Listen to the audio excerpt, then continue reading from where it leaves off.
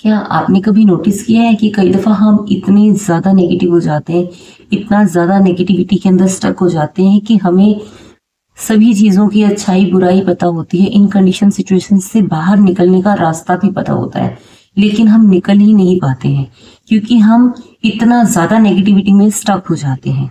और हमें law of attraction की भी जानकारी होती है, हमें उस प्रभु के बारे में भी पता होता है कि हम उनके सामने जाएंगे तो हमारी सारी प्रॉब्लम सॉल्व हो जाएगी, हम उनसे डिस्कस करेंगे, लेकिन स्टिल हम लोग उसी नेगेटिविटी के अंदर स्टक हो जाते हैं। ऐसा क्यों होता है? ऐसा इसलिए होता है क्योंकि हम उस प्रभु से, उस परमात्मा से, जिन भी भगवान को आप मानते हैं या हम मानते हैं या मैं मानती हूँ, हम उनसे अलग हो जाते हैं। अलग इन द सेंस कि हम एक तरह से उनको याद करना छोड़ देते हैं, या फिर हम अपनी अच्छाई या बुराई उनसे डिस्कस करना छोड़ देते हैं, हम प्रकृति से जुड़ना छोड़ देते हैं। और जब हम भगवान से अलग होते हैं, जब हम भगवान को नहीं याद करते हैं या हम भगवान के आगे सरेंडर नहीं करते हैं, तो हम नेगेटिविटी के अंदर स्टक हो जाते हैं। समटाइम्स आप नोटिस करना, मतलब मेरे साथ तो ये हुआ है कि कई दफा मैं ऐसी किसी कंडीशन में फंस गई हूँ, फंसना इन द सेंस कभी कभी हालात ऐसे हो जाते हैं जो इंसान को मतलब बहुत परेशान कर देते हैं, मानसिक रूप से बहुत विचलित करते हैं इंसान को। मेरे साथ तो ये हुआ है, तो मैं ये जानती हूँ। तो जब वो होता है ना, और हम इतने परेशान होते हैं कि हमें कहीं कुछ सूझ ही नहीं रहा होता है, हम रोने भी लगते हैं समटाइम्स।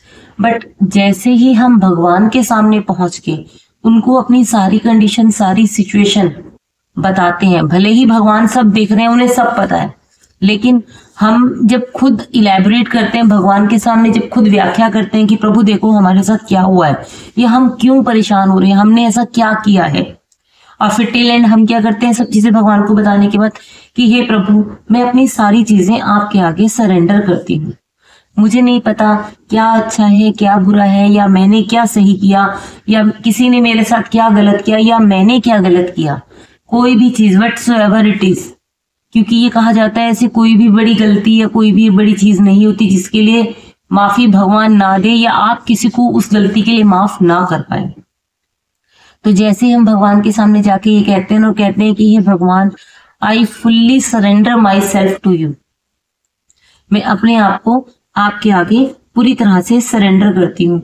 जब आप ऐसा कर देते हैं ना, तो यकीन मानिए कि वो जो प्रभु है ना, वो सच्ची में आकर आपकी पीड़ाओं को हर लेते हैं। आपको दिखाई नहीं देगा, वो खुद नहीं आएंगे, लेकिन वो किसी ना किसी के थ्रू आपकी उन प्रॉब्लम्स, आपकी उन सिचुएशन, आपकी उन कंडीशन से आपको बाहर निकालेंगे। और जब वो बाहर निकालेंगे ना, तो यू कांट बिलीव, मतलब कितना अच्छा फील होता है। आप लोग के साथ भी ऐसी कंडीशन सिचुएशंस हुई होंगी जब आपने भगवान के दर पे जाकर माथा टेका होगा, या भगवान के आगे आप रोए होंगे, भगवान के आगे आप गिड़गिड़ाए होंगे, आपने सरेंडर किया होगा।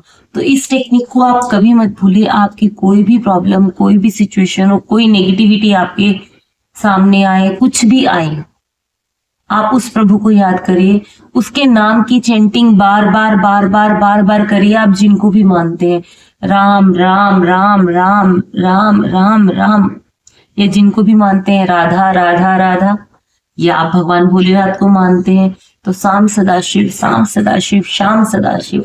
जब आप ऐसे कहते हैं ना, तो आपकी जो इनर है वो उस भगवान के साथ जुड़ जाती है।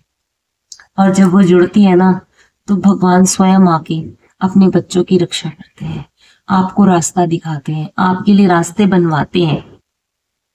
कहते हैं ना, जब सब रास्ते बंद हो जाते हैं तो एक उसी का रास्ता खुलता है, वही है दीनदयाल जो सबको रास्ता दिखाता है।